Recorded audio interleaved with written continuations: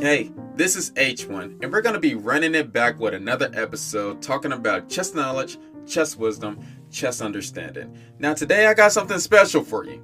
H1 has something special that he wanted to do for a very long time, but he didn't get a chance to because he's lazy and he likes to procrastinate a lot of times watching Netflix shows. But anyway, I got chess miniatures. And these chess miniatures are just short games that were recorded at chess tournaments. And so I have 3 of them today that I want to go over just to try it out, just to see how y'all feeling. And this is going to help you with not only like keeping up with me, follow along as I talk about these chess moves, but if you want to practice on your chess visualization, then you can do that too. All right. So if you're like above 1000 rating, then you should be following me on the visualization. But if you're just now practicing and starting how to play chess, then I would suggest that you get a chessboard and actually follow the moves of what I'm telling you. Now, you probably don't know.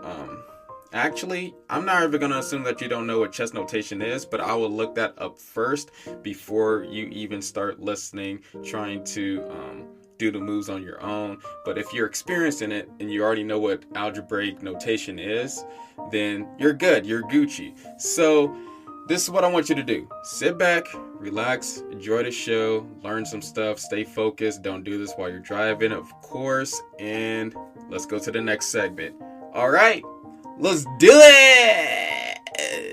Let's do it! Yeah, dude. Come on.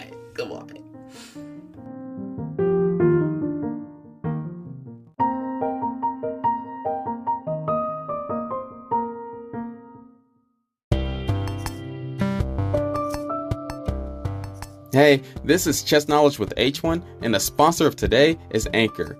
You know what? Have you ever wondered, man, I just want to talk, and I want people to listen to me, and I don't even know where to start? Well, H1 would suggest Anchor. First of all, it's free. They have their own creation tools so that you can record and edit your podcast right from your phone or computer. And now they have this like new feature where you can add any song from Spotify directly to your episodes. And plus, one of my favorite features, Anchor will distribute your podcast for you, so you can hear yourself on Spotify or Apple Podcasts or many more stations. And then, plus, you can make money from your podcast with no minimum listenership. Man, I almost messed that up. Okay. And then it makes everything simple for you since everything is in one place. So this is the thing. If you want to start your podcast right now, download the free Anchor app or go to anchor.fm to get it started. Anchor.fm to get started. Thank you for listening, guys. H1 out.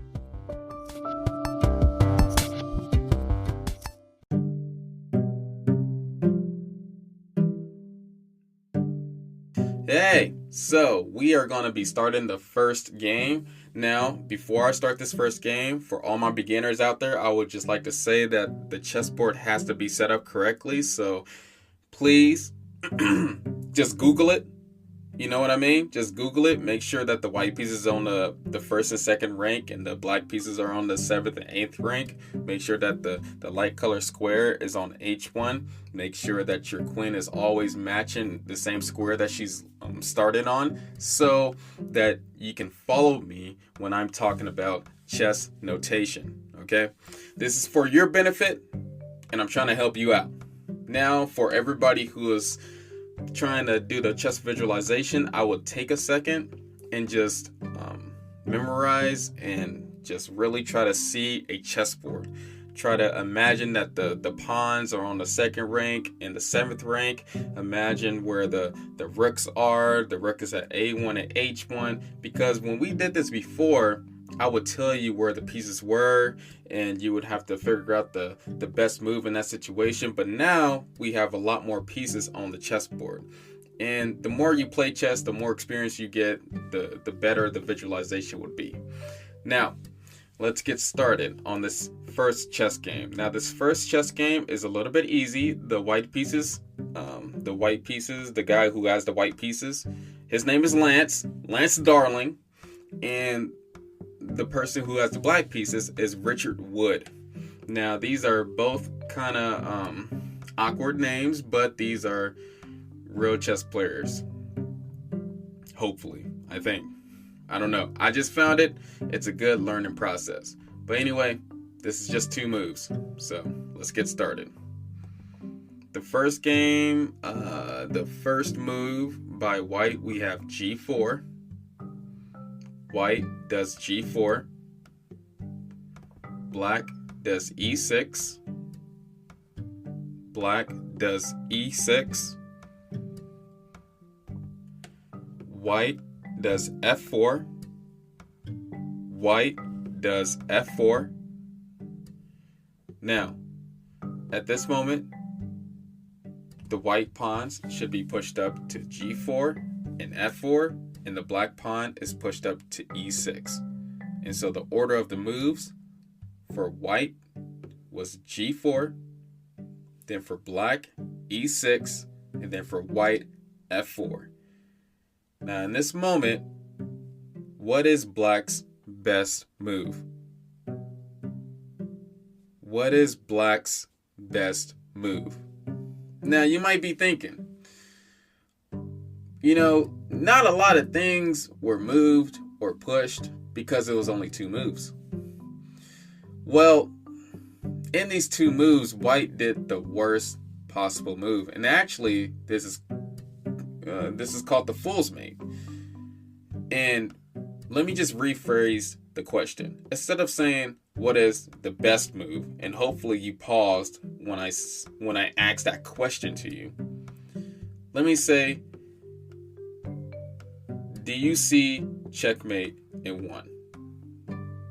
Do you see checkmate in 1? And if you've seen it, it's pretty easy. It's a simple one because black can only move 2 powerful pieces, which is the bishop on F8 and the queen on D8. And so once we move that bad queen to H4, hitting that king on that H4 to E1 diagonal, then that is checkmate.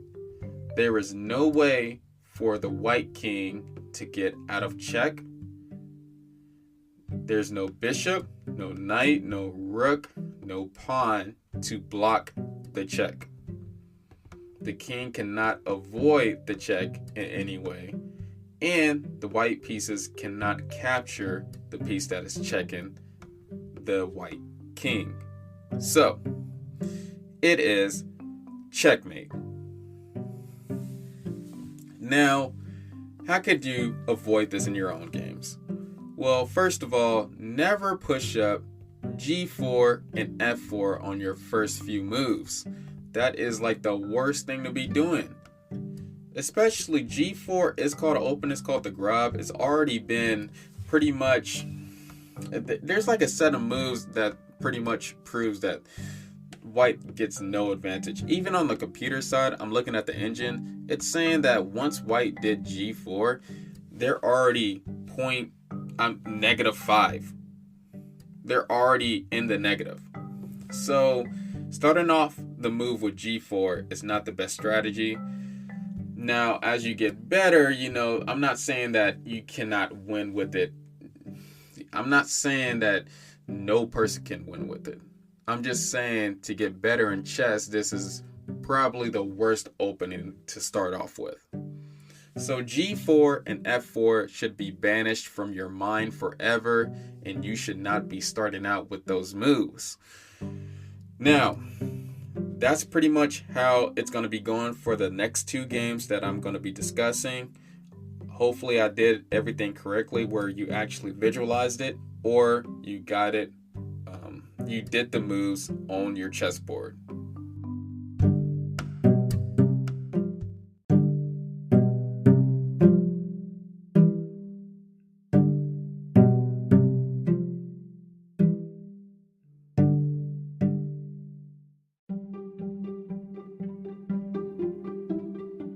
So, we got the second game. In the second game, the white pieces is David Gross. That's his last name, is actually David Gross. He is a 2465 rated player, and he's been probably doing good things in his life. You know what I mean? He probably isn't, just based off of his name, probably not a clean person, but at the same time, I can see that, he's successful. He can clearly beat me with that rating. Now, the black pieces, his name is Michael Bujak. You know what I mean? That's his name. He's rated 2121. Hey, jinx on that one, 21. But, we're going to see how this goes. It is a game that's only about 9 moves. And I know this is like a big difference from the game that was 2 moves, but I think you can go the extra mile if you just push yourself really hard. So I would try to visualize it first, and then if you're kind of getting unclear about the situation, I would get a chessboard out and try to play the moves to follow along. All right?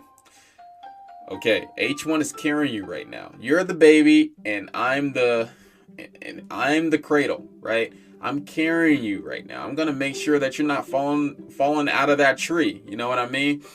Because I want you to get better. I want you to be able to visualize things, because once you're able to visualize things, then you're not gonna have trouble doing that in important chess tournaments or online chess, or you can just do it anywhere, and you won't have any problem with it. If all of H1 people who are watching this right now, all of the H1 audience that's watching this right now, if I can get all of you to visualize a chess game in 10 moves, then you're straight. You're good. You Gucci. But let's get into it. The white piece is David. The black piece is Michael. So white goes first. White to E4. Black to E5. White to knight F3. Black to knight C6. White, bishop B5. Black, F5. White, D3. Black, F takes E4. White, D takes E4. Black, knight F6. Now, if we stop right here, we just stopped on the 5th move. If you made it this far, then congratulations, you are the bomb. Now, I'm not saying that you are the bomb just because, C4 wasn't played yet. But at the same time, if you made it this far, then you are the GOAT. Like people will say, you are pushing P. I think that's a new term. I don't know exactly what it means. If y'all don't mind, let me just look up what that means right quick. Everybody's always saying this new term, and plus, all these kids are saying it. Oh, I guess it's a song that's called Pushing P for some reason, and maybe I'm acting like an old head for trying to look this up on Google. Excuse me, but I guess pushing P means keeping it real. Keeping it real, okay? And now, I guess this is a new slang on TikTok or something else. So we're just gonna add that to our chess slang right quick and say that they're both pushing P. They're doing their job. They're doing good. They're keeping it real. Nobody messed up. Now, I will say that I don't know exactly if a lot of people play this opening. Maybe I don't know if they play this opening still, but this is called the Roy Lopez Skillman defense.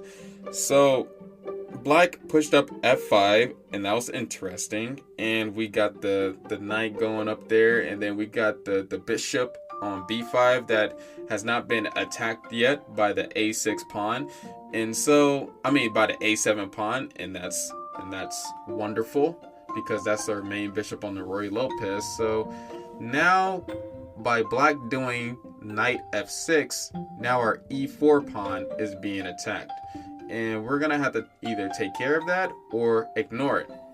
It's David's choice, David Gross' choice, and he is the 2465 rated player, so you can trust and believe that David is no joke. Let's continue. And if you wasn't keeping up, I'm going to repeat the moves again. White played e4, the first move. Black e5. Second move for white, knight f3. Black move, knight c6. White move, bishop b5. Black move, f5. White move, d3. Black move, f takes e4. White move, d takes e4. Black move, knight f6. Now, as I continue on doing this, I will not be repeating moves all the time. I would just, just trust that you can just rewind whatever I'm saying and you can get the right idea on the moves. All right. So this is the sixth move, and it's white's move. So the white move, knight c3. Black, bishop c5. White, bishop g5. Black, castle kingside. Now there is a big problem with this move, and the big problem will be evident pretty soon. But before I share with you the problem of this position, do you know what is white's best move? Do you know what caused black to resign in the next two moves? Well, if you want to pause it right now, you can. But let's talk about this first. The knight on f6 is being pinned by the bishop on g5. Now, the piece that is behind the pin piece is black's queen. So if black ever moved that knight, then black's queen will be taken by the bishop on g5. Now, that's what a pin is. When a piece can't move because there's a higher important piece behind it, that you can't just waste it, because you don't want to have a losing position. I always talk about overwhelming your opponent, and having pins can definitely put a strain on your opponent's position. Now, this pin is important. It's important because it's going to cause black's position to just be a little bit more horrible. And let me explain. When black castled his king, the g8 to a2 diagonal weakened tremendously. And if that knight on f6 was not right there, then queen d5 or bishop c4, one of those moves can directly check the black king. Well, I guess bishop c4 you can check the black king. But anyway, the knight is a crucial piece in that debacle. Just created new words, you know what I mean? Debacle. Nobody used that word in the normal senses. You already know H1 used all these words for no reason. But, when you look at this position, you got the pin piece, and I talked about the check. So, talking about these few things, the first thing you want to look at is, do black have any threats? And the only threat that black has is taking that f2 pawn. But that's not really a good threat at the moment, because what white has is two forcing moves. So the next two moves, if you already paused and found this out, then congrats on you, is white plays bishop takes f6. Black plays queen takes f6. Then white plays the winning move, queen d5 check. What is this queen d5 check doing? because it seems like black is kind of forming the firepower on the F file. You know what I mean? Just trying to attack that F2 pawn, but that knight F3, but that knight on F3 is kind of stopping all the tension on the F2 pawn, and the white king isn't exactly castled yet, but it's going to castle on the next move. But this queen d5 move does two things. First, it checks the black king on g8. So, when this black king moves, you know what happens next? Queen takes c5. What's on c5? Of course, the bishop. The bishop is on c5 and it's ready to be captured. So, this is important when you get into positions like this.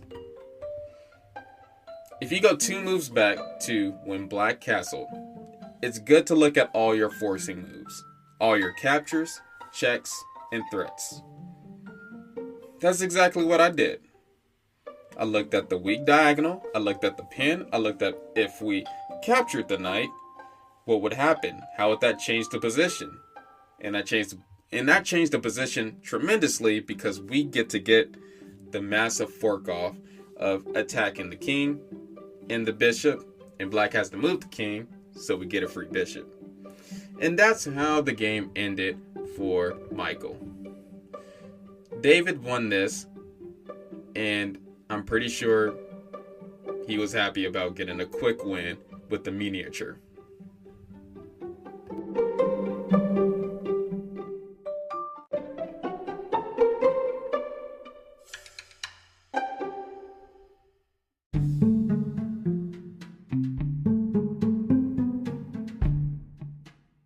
Final game we have as the white pieces, Emil Sazlazi.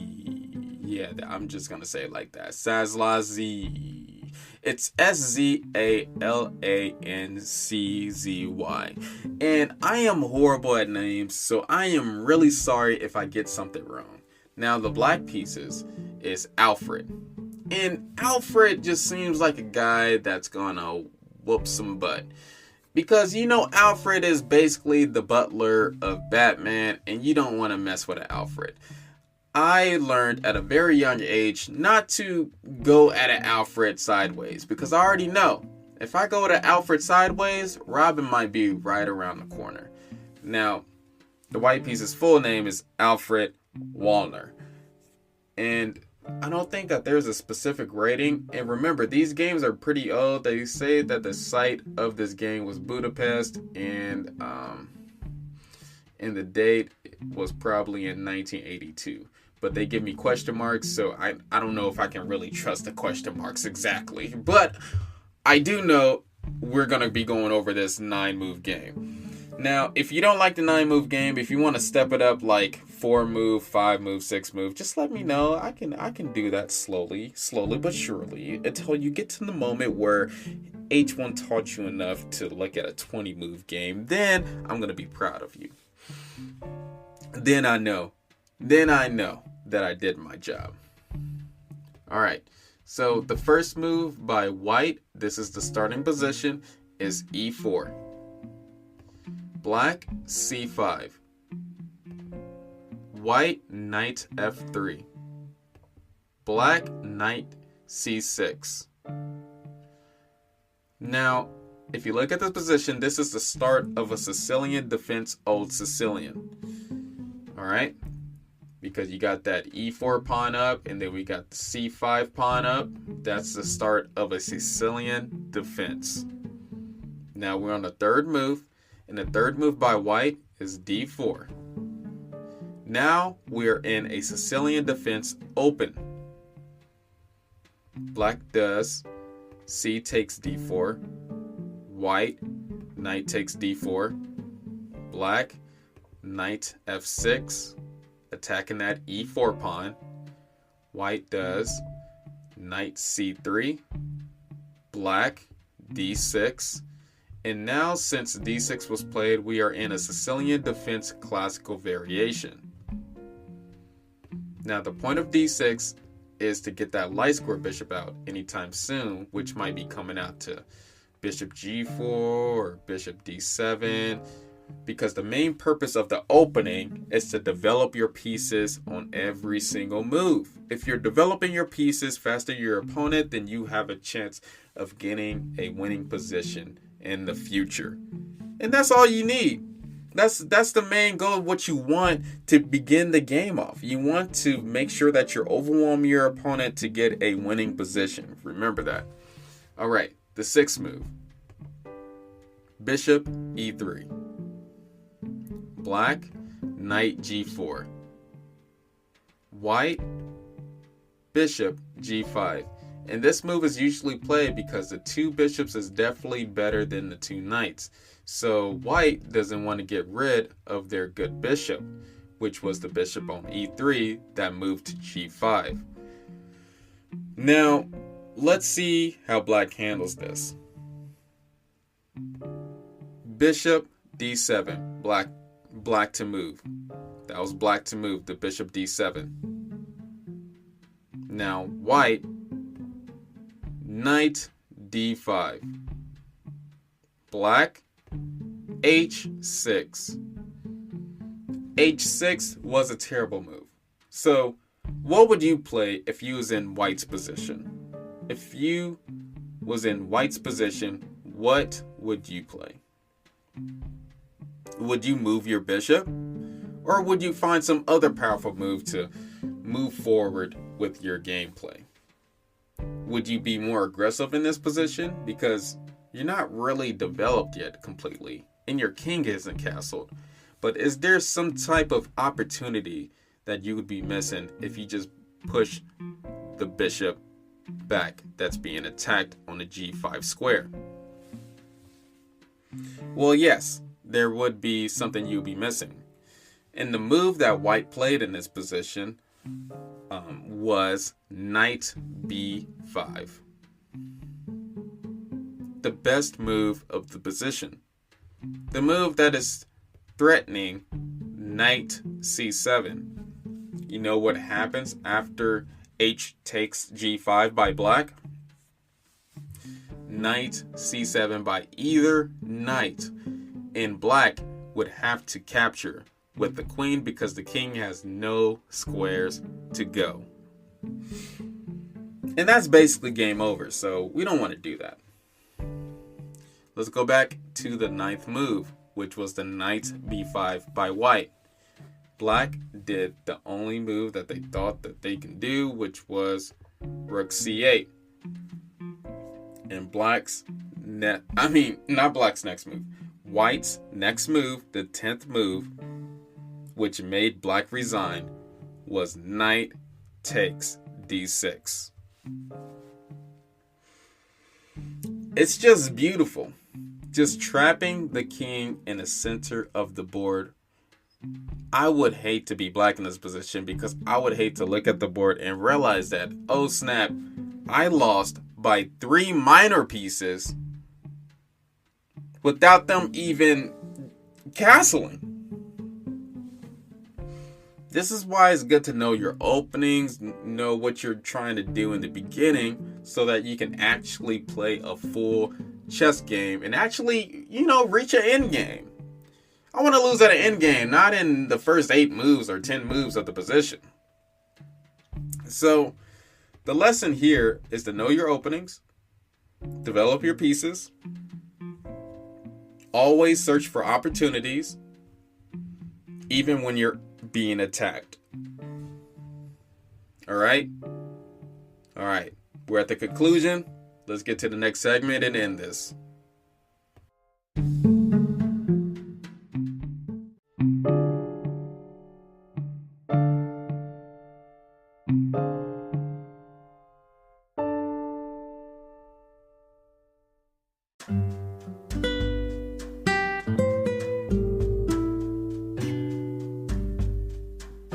Well, I've been wanting to do this for a while now, to just go over some short chess games. And hopefully you enjoyed this. I want to do this a lot more often so that people of all levels of chess could learn how to play chess on the H1 podcast. All right.